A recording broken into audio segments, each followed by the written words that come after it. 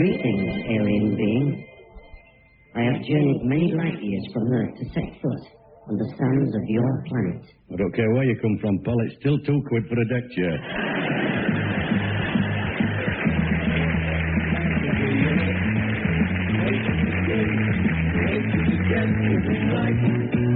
Just the three of us doing a show, getting it right on the night.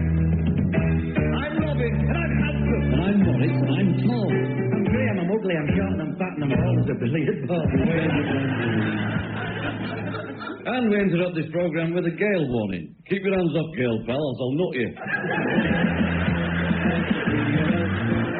Going on stage, hoping the studio's back. See the three of us acting our age, that playing these aids in our act. That's nice. Excuse me, pal. At a rough estimate, how long have you been sitting here waiting to see the specialist? 67 years. You've been actually sitting in this hospital to see a specialist for 67 years? Yes, 67 years, yes. Have you pressed the buzzer? Oh, yes, press the buzzer, I've done all that, yes. So, he knows you're sitting here? Oh, yes, he knows I'm here. If it's not an embarrassing question, just what are you waiting to see the specialist about? Nappy rash. My hair's red as copper. My hair's real simple. My hair has all fallen out ages ago, but my head's a lovely pink. We're the Grumbleweeds. Silence in court. Carl, William, Henry, Aristotle, Bernard, Ronald, Leonard, Andrew, Charles, Michael, James, White. Call William, Henry, Aristotle, Bernard, Ronald, Leonard, Andrew, Charles, Michael, James, White. Call William, Henry, Aristotle, Bernard, Ronald, Leonard, Andrew, Charles, Michael, James, White. Shocky, you want it? There's the three of us doing the job, taking the knocks on the chin. Yes, the three of us, Graham and Rob, Graham, Maurice, and Robin. And ladies and gentlemen, it gives me the greatest of pleasure as President of the Joke Shop Proprietors Association to ask you all to raise your glasses and drink the main toast of the evening. Thank you. The practical joke. You may now please be seated. Good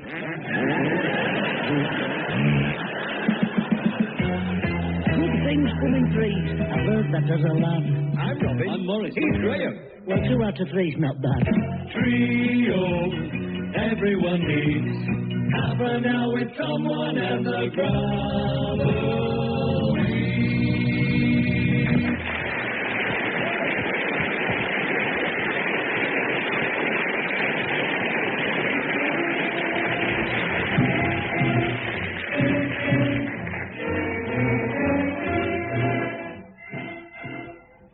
And welcome once again to a special edition of Music for the Masses from me, Ernest. And me, Geoffrey. And can I say, right at the start, Geoffrey, can I say how much I love your lilac balaclava? Thanks. I bought it last Saturday, Ernie. You did? I did. Where? At the Handicraft and Flower Arranging Society's annual sports day in Gala. Well, you never told me. Well, I didn't think you'd be interested. Geoffrey, I love a good gala. The thing you would have liked. Oh, tell me. The relay race. I took part in it. What relay race? The 4x100 knitting needle relay. Well, I've never heard of that. Well, there's 17 in a team. And you each have 12 knitting needles. Yes. Except the rabbit. Where did you go far? Go on. Now, if there's more than 4 people in front of you, you move back half a lap. Well, you would, yes. And you can't start again until you've cast on 25 stitches. Also, for every 3 knitting needles that you drop, you get a free cabbage. Really? And the winner is the one with the most holes in his socks. Really? Well, I must say it sounds marvellous. It is. Anyway, we must get on with the programme, Ernest. Oh, Do you know, I'd completely forgotten about the programme. Right. Yes. Hello, everybody, and this week we're going to feature tapes sent in by listeners playing unusual instruments. Yes, isn't it interesting? It sounds fabulous. And the first one is set up on the tape recorder now. Yes. Isn't it, Ernest? Yes, it is. Yes. Mr. Ambrose Flavers from Buxton, who plays a kettle through the spout. Does it? Wonderful. Right, let me press the button, Geoffrey.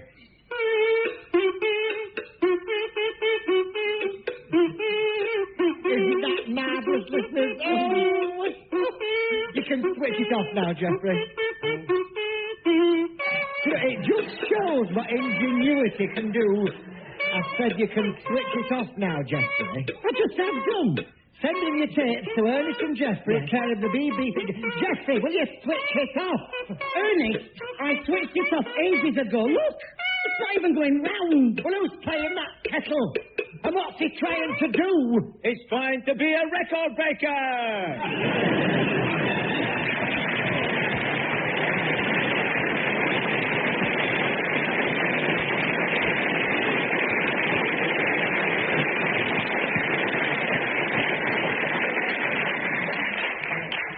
Geoffrey, it's him. It is. Oh, tell the others. It's him, everybody. It's him. Where is he? I'm here. Oh, look who it is. The old trumpet-playing, tap-dancing, multi-instrumental record breaker himself, Windsor Davis.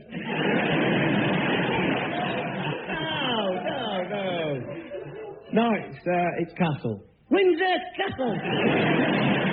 No, Roy. Roy Windsor.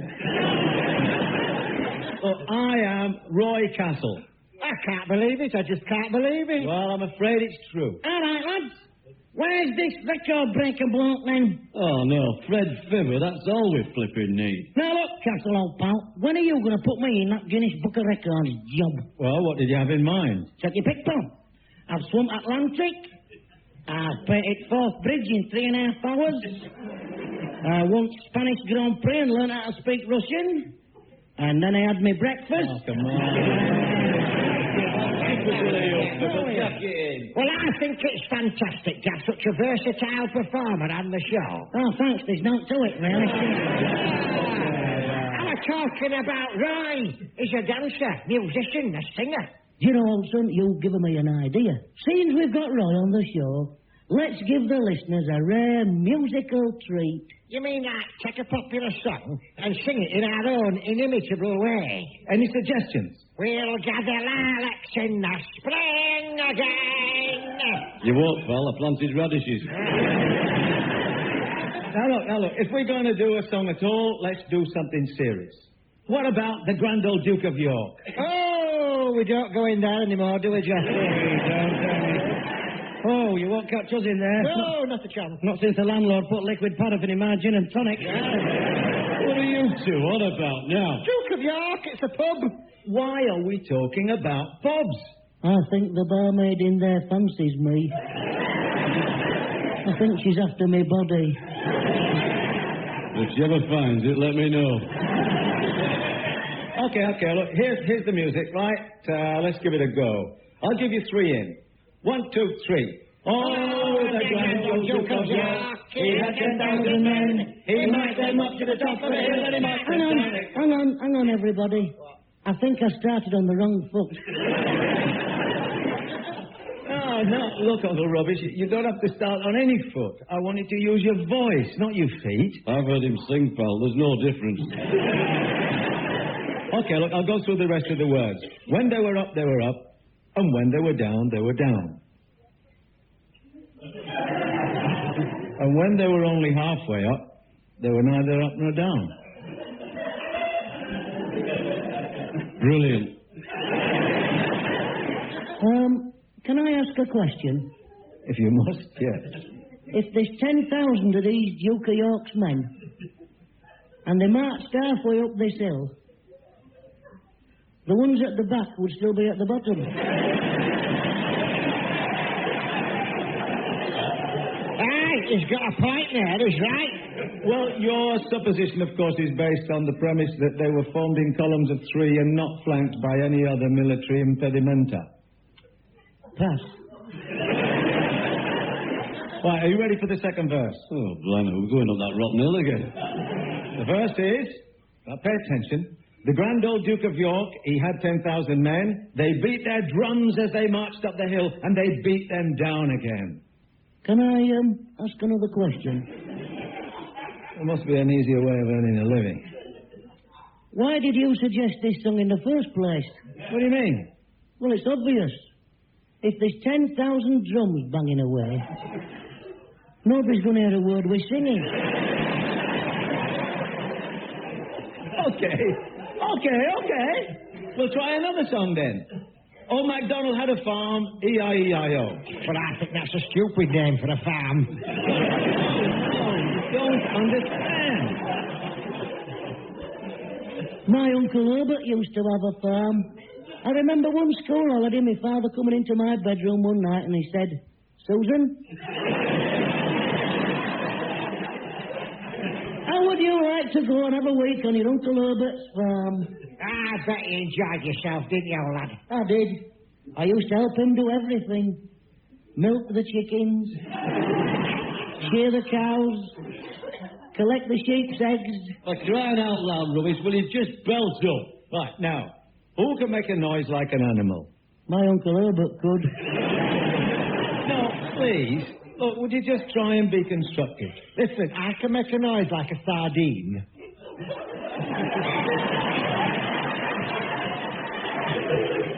Oh, this is ridiculous. They can suggest it. They can. Yes. Makes a lovely noise like a sardine, does Ernie? What do I make a lovely noise like? A sardine. Yes. All right, I know I shall regret saying this, but come on then, let's hear it. Right. What do you think of that, then? I never heard a thing. Well, of course you didn't. I haven't opened the tin yet. I can't say much more of this, I'll tell you now. No, I It's cannot. getting up my nose, I'll tell you now it is. Oh, yeah, I can understand. I would just like you, please, to be serious for a minute. What I mean is, who keeps sardines on a farm? My Uncle Herbert did. He had a lovely flock of sardines. I used to help him make the nest boxes. Now, look, I've had enough, okay? I'm going to sing the song, you do the noises, right? Okay, right. Anything you say, for? Right, here we go then. Old Macdonald had a farm, E-I-E-I-O. And on that farm he had a donkey, E-I-E-I-O. With a hoo-hoo here, hoo-hoo there. Now, wait a minute. Who's got a donkey that makes a noise like a cuckoo? My Uncle Herbert. Well, I thought he might. It does impressions. Well, can it do an impression of a donkey? Do you know, that's the only one it can't do. We'll try again then. I shall regret it, but we'll try again. Old Macdonald had a farm, E-I-E-I-O. And on that farm he had a sheep, E-I-E-I-O. With a Mint sauce. here. Mint sauce. Hold it!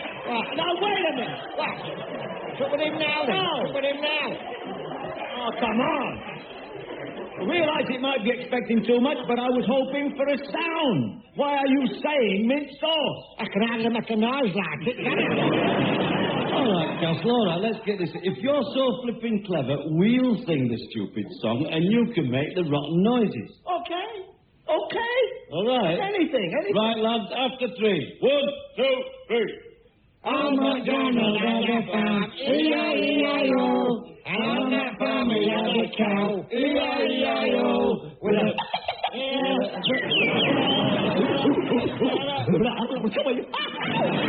Hold it. Listen.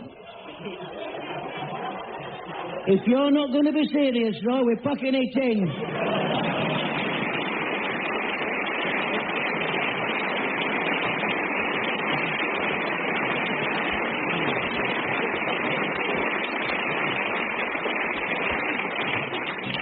present Marketplace of the Air. If you have any item that you would like to buy or sell, just give us a ring. The lines are open now. Hello? Hello. Are you buying or selling? I'm selling And what is it that you'd like to sell? a fully grown gorilla. What for? It's got me by the throat. Yeah. We do have another caller on the line. I believe you want to buy a hearing aid. Pardon? It says on your card that you want to buy a hearing aid. Yes, I'm very well, thank you. Any particular type of hearing aid? No, she's just taken the children to her mother's. Just put the phone down and stop wasting my time. I've got someone else who wants to talk to me, and he'd better not mention hearing aids. Hello? And whatever you do, don't tell me you want a hearing aid. Oh, no, nothing like that. I was just wondering if anyone has got a hearing aid they don't want. Just claiming we'll ask you if you wanted a hearing aid, and you said no. It's about 8:30. I've changed my mind about the hearing aid. Would anyone like to buy my Handel's Messiah? I'll have that. Have what? That mangle that's for hire. He hasn't got a mangle for hire. It's about 8:30.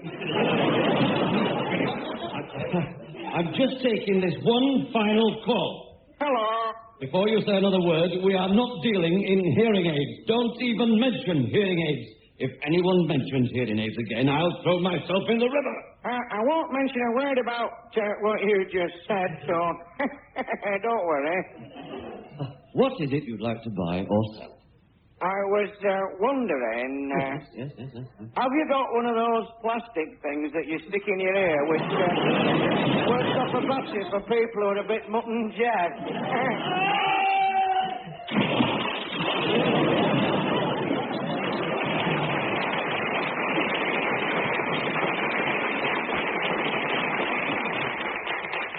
We've never done anything really spectacular, have we? You know, like them Hollywood epic films. You mean like The Pride and the Passion? That's right, or Samson and Delilah, Solomon and Sheba, Sodom and Gomorrah. What a duck egg. Oh, I don't know that one. Hey, this sounds like a great idea. Well, if it's Hollywood epics you're after, I'm your man. Ah, come off it, Fibber. What do you know about Hollywood epics? I've been in more Hollywood epics than you've had hot dinners, pal. All right, like what? Roast beef and Yorkshire pudding, steak and kidney pie, fish and chips, depends what your taste is. Mr. Farrack, I got an idea. Why don't we do a thing about Tutankhamun? Old Tutty's brilliant. Great pal of mine with old Tutankhamun. King Tutankhamun? Wouldn't surprise me. He always looks as though he'd do well for himself, yeah. Look, King Tutankhamun was born over 3,000 years ago. Well, he'd be getting on when I knew him. Look, Fibber, will you just pack it in for crying out loud? Look, if we're going to do an Egyptian epic, I say do it, or we'll be here all day. Right, I agree. We present a story of rich splendor, oriental intrigue, and primitive passion set amid the awesome temples of Luxor. As we bring you the Egyptians.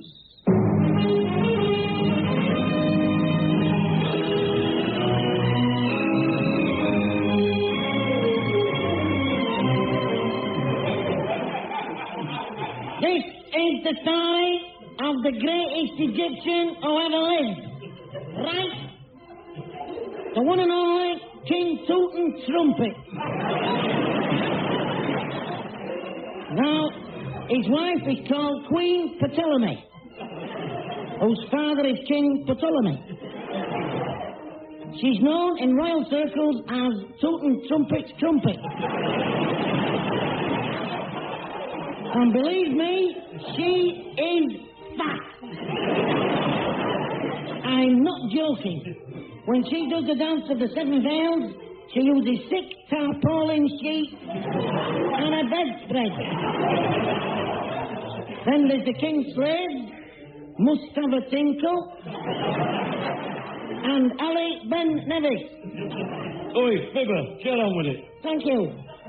That was the voice of King Tutin Trumpet's chief architect. His name is Ramsey. Anyway, I can't stand here talking all day. I've got another 16 pyramids to build before tea time. Our story starts in Tutin Trumpet's bedchamber. He's having a bit of a lie-in because it's bank holiday Monday.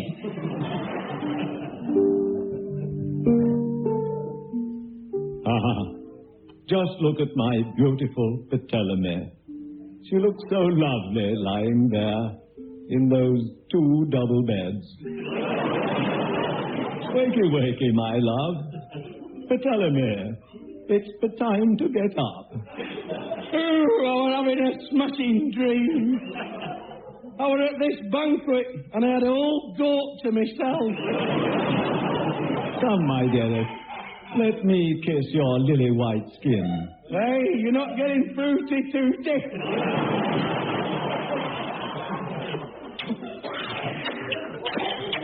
It's odd, but suddenly I feel strangely embarrassed. Should we go out of the room, then? Yes, should me and Mustafa Scrapper. My slaves, I didn't see you there. I've been playing this flipping harp all night. And I've been turning his music over. I'm terribly sorry, Mustafa. I ran out of songs at 4:30, didn't I, Ali? You did, Mustafa. What did I run out of at 4:30? Songs. I must Run have out. played Roll Out the Barrel 200 times. No wonder I kept falling out of bed. Francis, my chief architect. What's that great big pile of dirty washing doing on the bed? Steady on, Rancid. That's my wife. Can I put this harp down? It weighs a ton. You fool. It's supposed to stand on the floor. Oh, I've had it under my chin for 7 hours. Hello, Cairo 26942. Oh, hello, Ramesses. It's King Ramesses, my love. Thank him for them 17 camels he sent me. Tell him they were delicious. Lovely to hear from you, Rami. I say, that's splendid idea, Rami. Yes, super. See you later, then. Cheery bye. Right, Mustafa, Ali, fill the bath with goat's milk. We're going with King Ramesses on his palace outing to see the Oasis illuminations. You know, I don't know how to tell you this, but it was right out of goat's milk. Well, that's all right. Open a tin of condensed.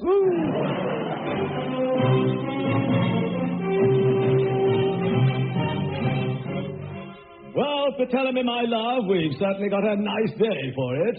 How long before we reach the sea? I want to have a paddle. Blimey, if she goes in the sea, there'll be a tidal wave in Tunisia. But when are we stopping for dinner? I'm tired out. I keep telling you, Mustafa, you should let the camel carry you. Sammy, old boy, pass round the sandwiches. Right-o, Tutti. There's 4 kinds. There's sand and tomato, sand and cheese, sand and cucumber, and sand and cement. I say, just a minute. Look, I recognize that palm tree. It's the same palm tree that we passed 2 hours ago. Perhaps it's following us. Hey, no, Mustafa is right. Look, next to the palm tree, that sand dune. Do you recognise that dune? I'll name that June in 3. No, wait a minute. This is a catastrophe. Who's got the compass? I have, Tutti. And what does it say, Rami? 20 past 6. Oh, no, this means we're lost. We can't be. We are, I knew it. Oh, Mustafa, I'm frightened. I think so am I as well. Oh, what's going to happen to us? Hold it, chaps, hold it. Look at that poster nailed to that tree. Oh, stroll on, that's all we need. The Cairo Camel Drivers Club and Institute. Yes, but it's only half a mile away. Come on, everybody. Look who's on the cabaret. Starting tonight, Salami. Not Salami Davis Jr. That's him, yes, follow me.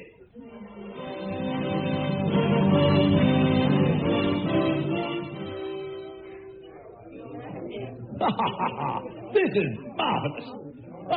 All the constant Germans coming over. Right. Has anybody seen my bingo counters? They look like round pebbles. Tell me, my love, have you seen any round pebbles? Oh, I've eaten them. I thought they were humbugs. Well, that's all we need, isn't it, pal, eh? With no bingo and no cabaret. Well, what happened to Salami? Had an accident on the dual camelway.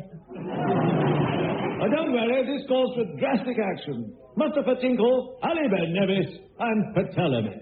I want you to do your famous sand dance. Oh, marvellous. You that, Ali, we're doing our sand dance. Right, Mustafa. Help me sprinkle some sand on the stage. Right. Well done. Ladies and gentlemen, the greatest sand dancers of them all, Tinkle, Ali, and Betty.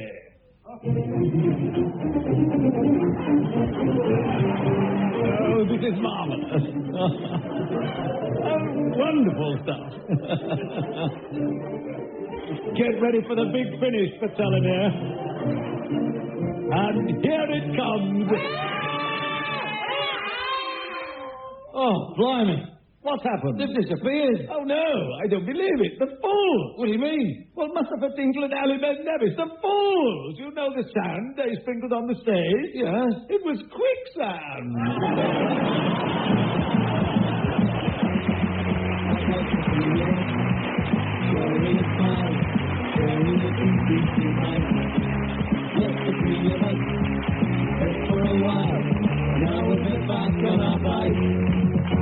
We'll see you next time. Yes, we'll see you again.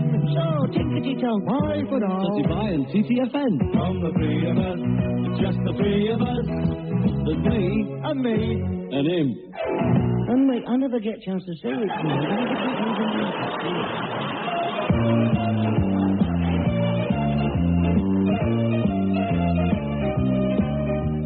You've been listening to Someone and the Grumbleweeds. Graham, Maurice, and Robin were the Grumbleweeds. And me, Roy Castle, a smile, a song, and a musical kettle was Someone. Music was provided by Dave Collett, Perry Duke, and Andy Marples, with lyrics by Jeremy Brown. The script was by Eddie Braben, Ron Macdonald, John Brown, Richard Jones, and the producer, Mike Craig.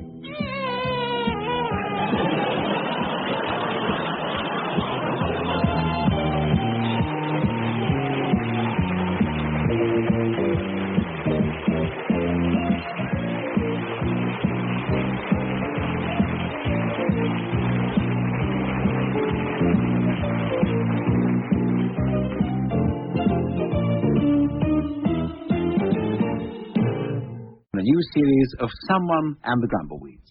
This week's Someone is Ken Platt. Order! Order! Mr. Speaker, as the opposition spokesman for the Environmental Protection, Countryside Conservation and Pollution Control, I would like to ask my right honourable friend, the Minister for Environmental Protection, Countryside Conservation and Pollution Control, if he would order his head of Department of Environmental Protection, Countryside Conservation and Pollution Control to order a review of the programme for rationalisation of effluent disposal with a view to ensuring immediate, efficient and cost-effective waste management nationwide. Certainly. Ali, Bill says tell Fred to stop prattling about with a drain.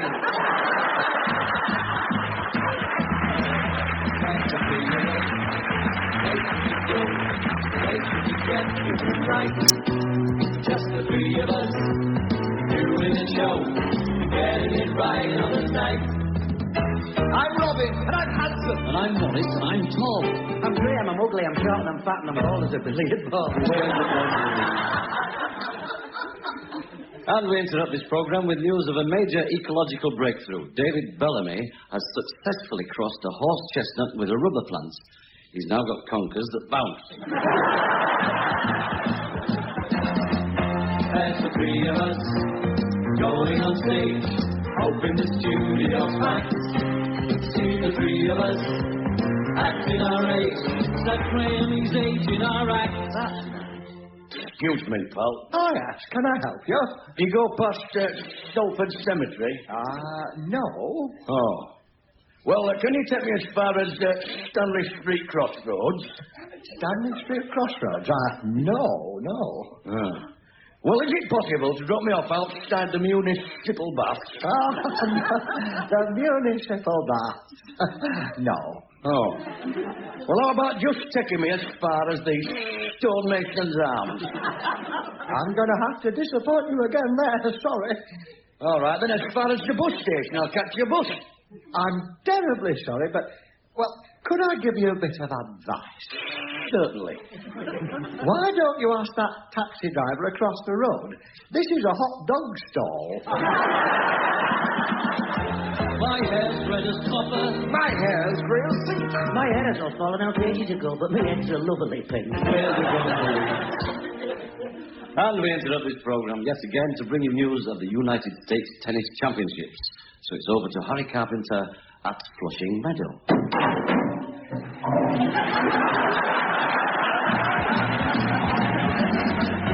There's the three of us doing the job, taking the knocks on the chin. Yes, the three of us, Graham and Rob. Graham. Maurice and Robbie. Good morning, sir. Can I help you? Oh, yes, please. I want to buy a little winter coat for my little doggie. Certainly, sir. What size? Oh, I don't know its size. No. Oh, well, can you bring the dog in to be measured? Oh, no. I can't do that, no. Why not? I want it to be a surprise. Things coming through. I learned that as a lad. I'm Robin. And Maurice. He's Graham. Well, 2 out of 3's not bad. Trio, everyone needs half an hour with someone at the Grumbleweeds.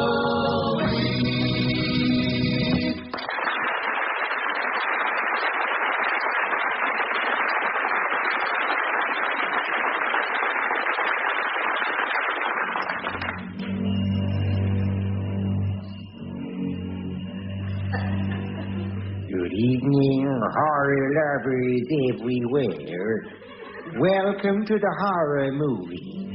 My name is Esther Ranson. I'd like to take you now into the world of the unknown. You're in it, pal. The world of the supernatural.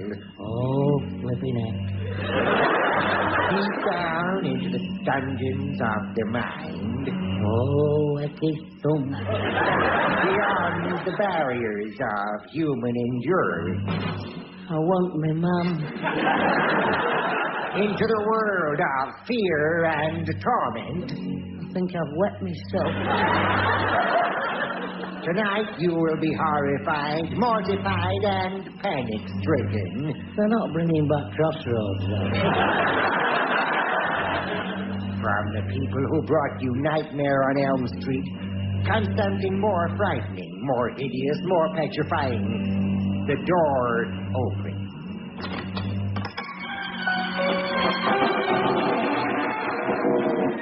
And the thing lurches into the room. It stands there, horrible, vile, and ugly. The thing speaks. I won't take my clothes off. I'm not stopping.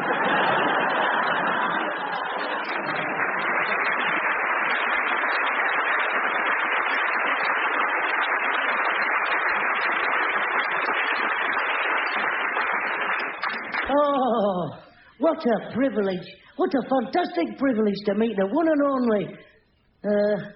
Oh, dear. Do you know, I know your name as well as my own.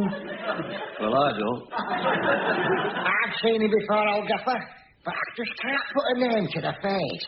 Go on, give us a clue. What sort of a clue would you like me to give you? Could you tell us what they call you? Yeah, big wally rubbish. Wally Rubbish. You must be a relation of mine. Luke, I'm daft as a brush. That makes 2 of you. Here comes Ernest and Geoffrey, all that. They'll know his name. Oh, Ernest, look who it is. Where? There, it's Cuddly Ken. Oh, it is! Who is it? Cuddly Ken. In the flag. In the flag. Oh, the one and only. The one and only Ken Platt. Yeah. Never heard of him. You must have done. I've been going for years. Of course you have, Ben. I remember you now. Central Pier, Blackpool, one of the best contortionists I've ever seen. Don't be daft. I've never contorted in my life. You must have, Len. You used to put your right leg under your left armpit, your left leg round your neck, and then yodel the national anthem. Len Pratt. It's Ken Platt. I make everybody laugh. Then why don't you work with me, pal? Look, I haven't come here to be insulted. Ignore him, Ken. Me and Geoffrey have seen you loads of times. We have loads of time. No, he's hilarious. Yes. What is he? He's hilarious. Hilarious, yeah. He is hilarious. Thank goodness somebody knows who I am.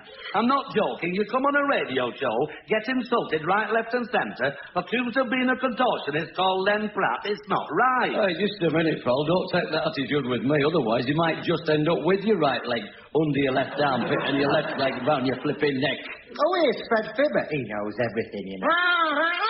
Hey, up, look who's here. Brilliant, my favourite. Good to see you, Kenny, old pal. You mean you know this, Wally? Everybody knows Kenny. Brilliant he is. Been going years, seen him thousands of times. He has audiences in hysterics, man. Do you know you've made me the happiest man in the world? My pleasure, Kenny, old pal. Half the people here didn't know who I was. Ridiculous. Kenny Pratt, the best contortionist I've ever...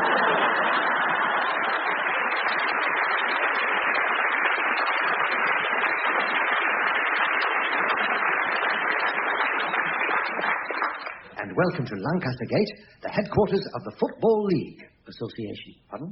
Association. Oh, sorry. Headquarters of the Football Association, where the draw for the fourth round... Third. What? Third. Oh. The third round of the FA Cup is about to take place. This is always a very interesting stage in the competition because this is where the really big glamour clubs can come up against surprise opponents. The numbers will be drawn by Mr. George... Charlie. Pardon? Charlie. Oh, Mr. Charlie Turner. Bellamy. Mr. Charlie Bellamy. And the teams will be called by the FA Secretary... Chairman. Chairman. Why don't you stop interfering me, you odious little man? Why don't you just go away? It's my ball.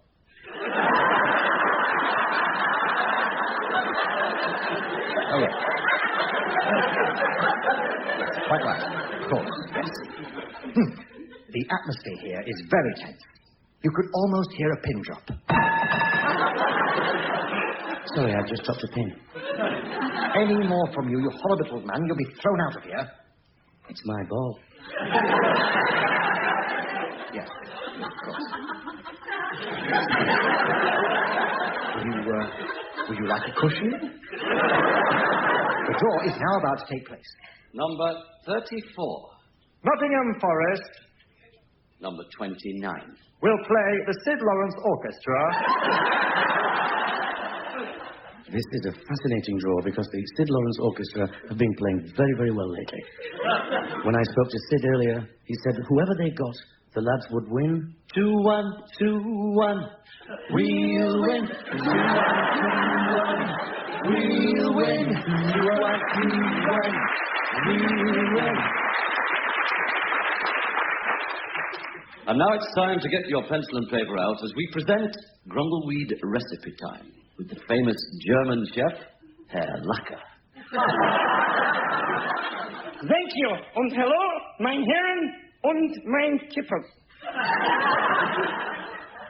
Today we are going to make the flatten and round pancaken. So, first we making the butteren. So we need the biggen bucket. And mixen open the butteren. Yeah. Splodgy, blodgy, blodgy, splodgy, oh dear, the wrong bucket. We have put the butteren into the bucket with the wallpaper paste. So we dip in the finger and... It's tastes a good one. I shall use it to wallpaper the back and bedroom. So, we will now make the cherry caken. So we first add another bucket. And bungen in the flour. Bungen, bungen. And then bungen in the butteren. Boom. And the eggs in. Wait, look. 3 eggs. And the bacon. And the rubber gloves. Oh dear, never mind. We're mixing in the rubber gloves. Mix the noise. He needs the cherries. Cherries? Where are you? Come on, cherries. Come to Otto. Hey, the cherries. There they are, the training board. Come here. So, we pick them up. Oh, dear. They are floating and they're busting up. Never mind, pick an out and stick it in a cake and bring to oven them. Strike the match. And voila!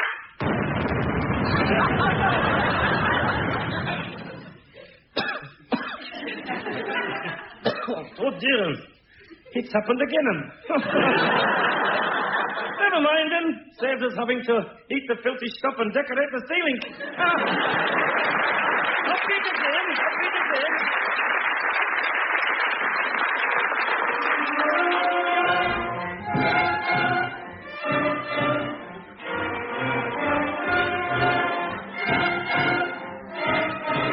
And welcome once again to a special edition of Music for the Masses from me, Ernest. And me, Geoffrey. And before we go any further, Geoffrey, can I thank you for my lovely, lovely birthday present? Did you like it, Ernie? Like it. I love it. I've always wanted a little pussy. Well, you've got one now, haven't you, Ernie? I take it everywhere with me, Geoffrey. Oh. Down to the laundrette, to my needlework classes, to the health food shop. Oh, lovely. Do you carry him in your arms, Ernie? Well, Geoffrey, I always end up carrying it.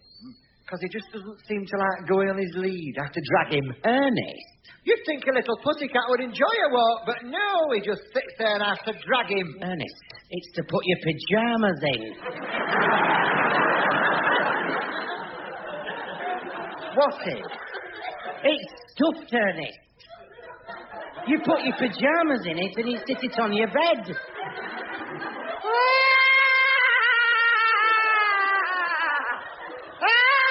Geoffrey, what am I? I'll tell you.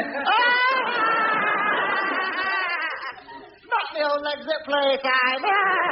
I've been dragging it round Tesco's all morning. Oh, you silly pink rocker.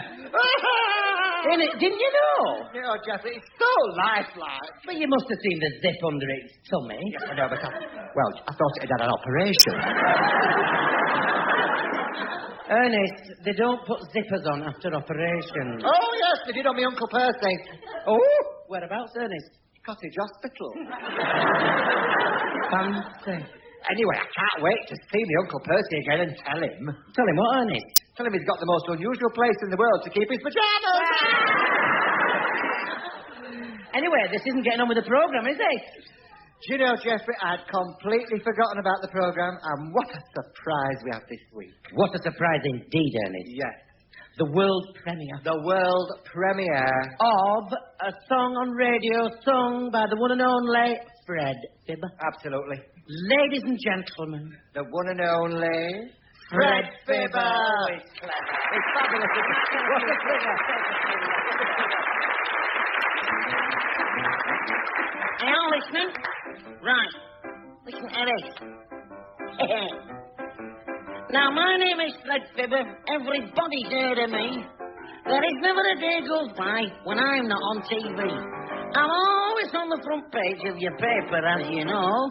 And I've got my own Fibber channel on the radio. Fred Fibber, statesman, sportsman, scientist, star and saint. You've heard of all these lads before, but here is one you ain't. I'm Frederick the First, I am. Frederick the First, I am. Queen Elizabeth II's a fake. That Archbishop crowned her by mistake. I'm the rightful King Frederick. They snatched me from the old Queen Mother's pram. So I'm known as Fibber Frederick. Frederick the First I am. You get me? So this, about so kosher. Now, I was Prime Minister's right-hand man and a temporary pope. I played Arsenal on my own. Here, they didn't have an hope. It's me who split the atom, like, and when I split them, this day split. I saved the world from Martians. Well, I like to do me bit. Elvis was really me, and I'm one of the Fab Four. And who wrote them Lloyd Webber shows? I did. And furthermore, I'm Frederick the First, I am. Frederick the First, I am. I will put my crown on just for an hour, but they keep it in the bloody tower. Yes, the king's really Frederick. The palace will be known as Fibbingham, do you mind? So 3 cheers for good King Frederick. Yeah. Frederick the First, I am. Pass me my scepter. Frederick the First, I am.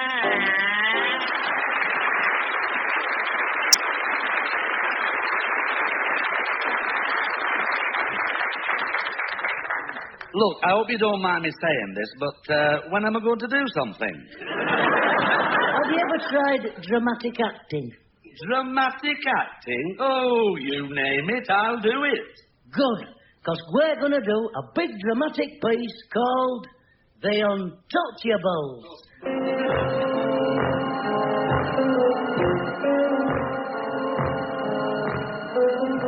During the days of Prohibition in America, the FBI decided to form an elite body of men dedicated to one cause, the capture and eventual conviction of the most dangerous mobster the criminal world has ever known, Al Capone. These highly trained enforcement officers became the scourge of every hoodlum in town. These men were led by the most respected, the most fearless man the FBI could find. His name, Elliot Ness. Ness had put more killers behind bars than David Attenborough. And he was about to strike against the biggest gang leader of them all. The place, Chicago. The date, October the 47th. The time, the big fingers on the 3 and the little fingers on the 5. 11:20. The members of the Untouchables were waiting for Elliot. They are staked out on the 21st floor of a block of cellars. It's the tense moment for all of them as they wait to meet the fearless Elliot Ness for the first time.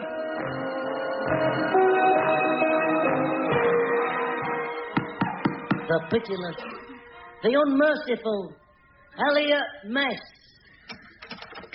I'll not take my bulletproof vest off. I'm not stopping. Oh, that voice. I'm shaky like a blancmange on a skateboard. Just a minute. Him, rough, tough, and pitiless. Don't make me laugh. I saw him in The Sound of Music. He was a nun. Now, don't you be fooled by appearances. Have you noticed that bulge underneath his coat? He's got a gun. No, I bought some fish and chips on my way over. I'm keeping them warm. Mr. Ness, have you got an assignment? No, it's these trousers. They've just come back from the cleaner.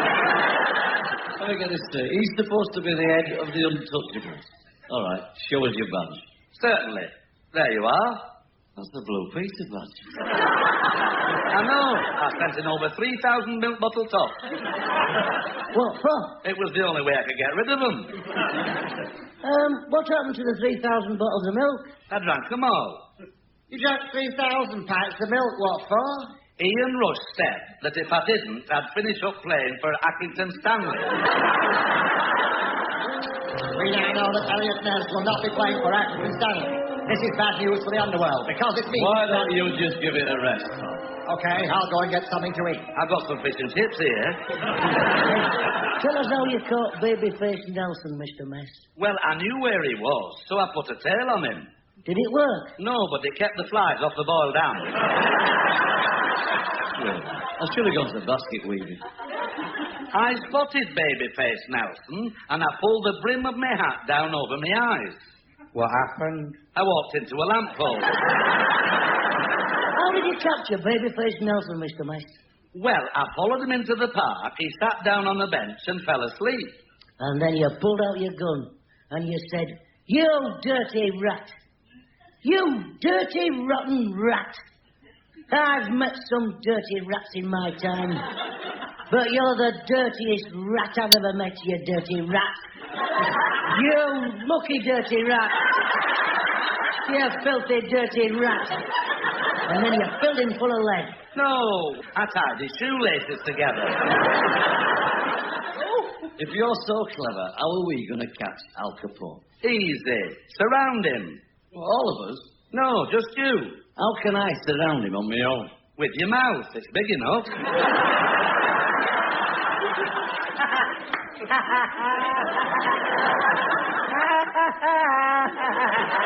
Don't make rubbish. You've been asking for that one, Uncle Nasty.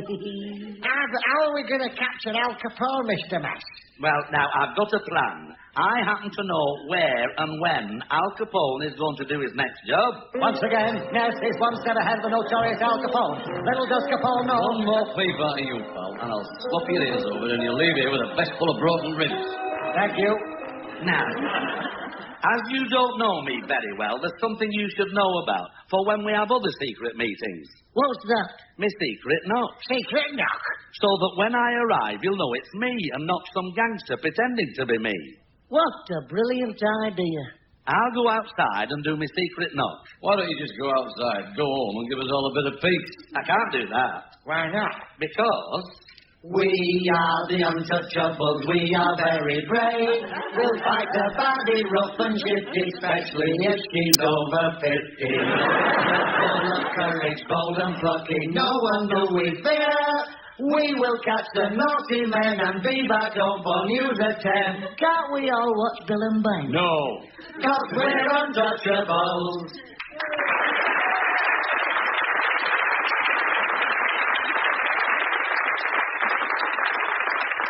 So now Elliot Mess has established that the members of his gang... Oh, I can't take any more of this, pal. This is it. Missed. You were going to do your secret knock, Mr. Mess. Yes, I'll go outside and do it now. Right. I'm going to do my secret knock now.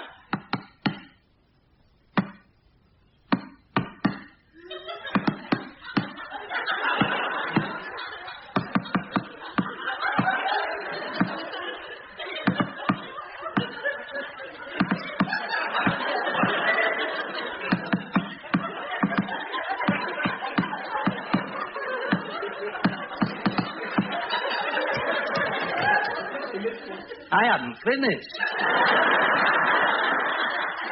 Sorry. I'll go outside and do it again. I've finished now. Can I come in? Mr. Mess, you said that you know where and when Al Capone's going to do his next job. Yes, you did, didn't you? He did. Told yes. us, yes, he did. Told us? Well, it's the most daring, the most cheeky job he's ever done. Ooh, what's he going to do? Oh, yes, what is he going to do? Rob the police. Rob the police. Rob the Did you police? hear what he said? Rob the police? He won't, he won't. No, he'll never get away with it. No, he won't ever get away with robbing the police. No. The police? Who won't he ever get away with robbing? The police. The police. The police. The police. He'll never get away with it. Oh, yes. We're too clever. We are. Mm-hmm. Now, I want you all to look at this photo of Al Capone so that you'll know him when you meet him. Have a look.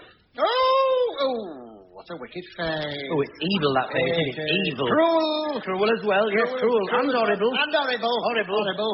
I hope it's you. I know. Stick 'em up. Let's have your wallets and your loose change. I just can't be trusted. Oh, we've been done.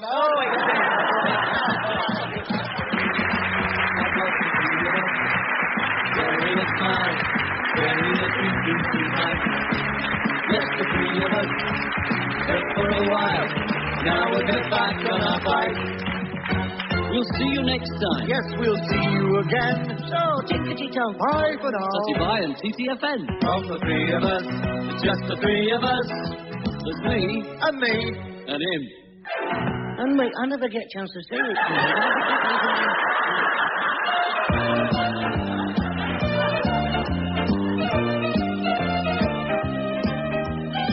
You have been listening to Someone and the Grumbleweeds.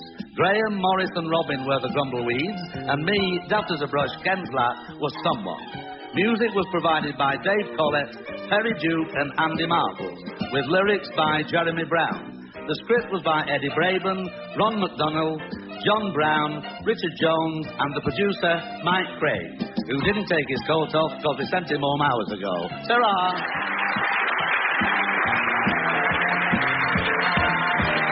And you can hear a repeat of that program on Saturday at 1 p.m.